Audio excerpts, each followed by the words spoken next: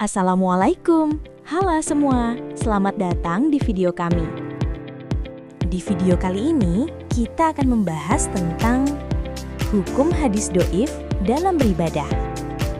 Sebelum lanjut, alangkah sebaiknya kita berkenalan dulu ya. Video ini dibuat untuk memenuhi tugas Aswaja 2 dengan dosen pengampu Dr. Suudin Aziz, SPDI, MAG.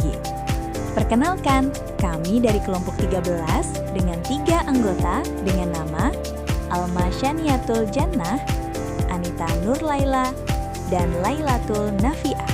Kami dari Universitas Nahdlatul Ulama Sunan Giri Bojonegoro. Langsung saja, yuk kita simak video ini. Selamat menonton!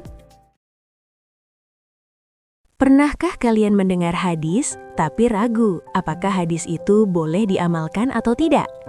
Nah, di video ini kita akan membahasnya secara singkat, jelas, dan runtut.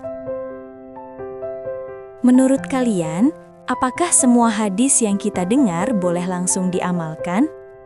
Hadis merupakan sumber ajaran Islam kedua setelah Al-Quran. Namun, tidak semua hadis memiliki kualitas yang sama.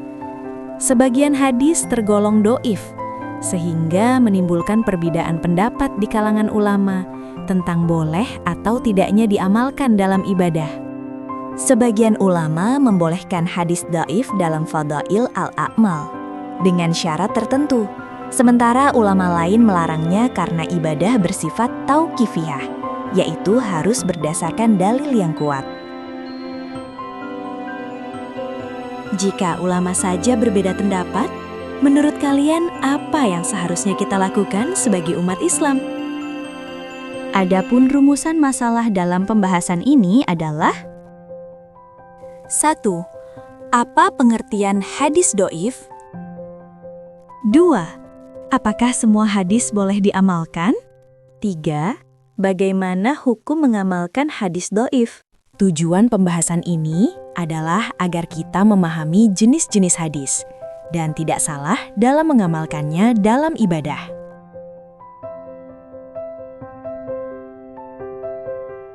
Pengertian hadis do'if. Secara bahasa, hadis berarti berita atau sesuatu yang baru.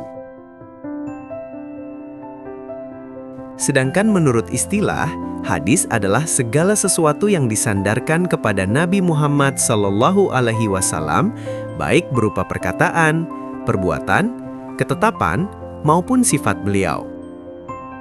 Hadis do'if adalah hadis yang tidak memenuhi syarat hadis sahih dan hasan.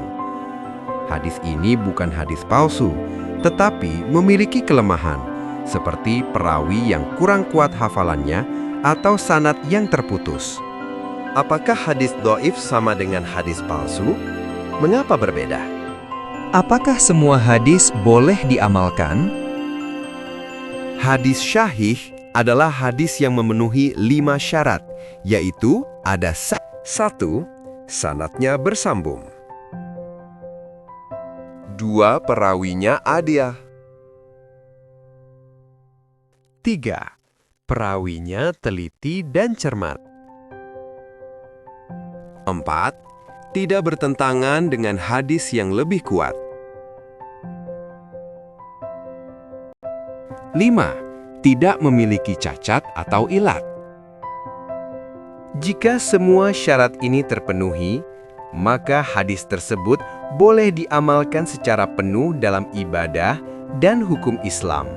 Menurut kalian, mengapa ketelitian perawi sangat penting dalam periwayatan hadis? Pengertian hadis hasan. Hadis hasan hampir sama dengan hadis sahih. Perbedaannya terletak pada tingkat ketelitian perawi yang tidak sekuat hadis sahih, tetapi masih dapat diterima.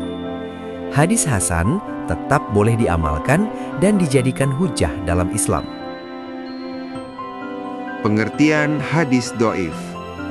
Hadis do'if adalah hadis yang tidak memenuhi salah satu atau beberapa syarat hadis diterima. Hadis do'if tidak boleh diamalkan dalam akidah dan hukum halal haram, namun boleh diamalkan dalam fadail al-a'mal dengan syarat tertentu. Hukum mengamalkan hadis do'if.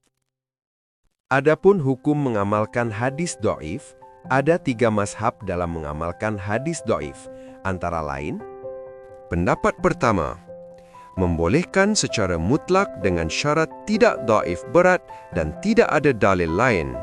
Pendapat kedua, membolehkan dan mensunahkan hadis do'if hanya dalam fadail al-a'mal dengan 3 syarat. 1. Tidak do'if berat. 2. Ada dalil umum yang mendukung. 3. Tidak diyakini sebagai hadis yang pasti dari Nabi.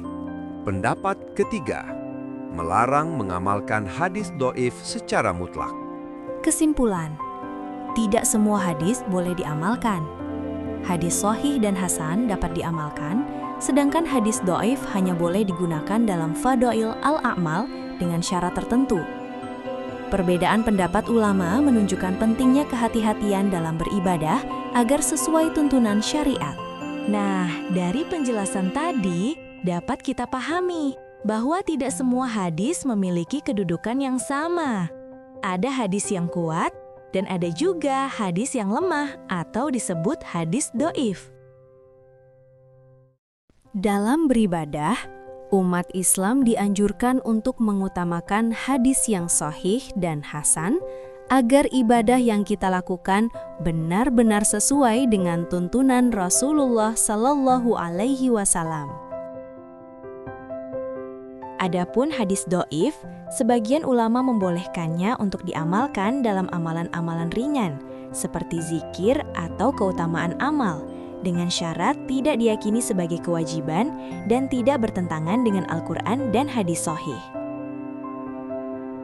Karena itu, kita perlu bersikap bijak dalam menyikapi perbedaan pendapat para ulama.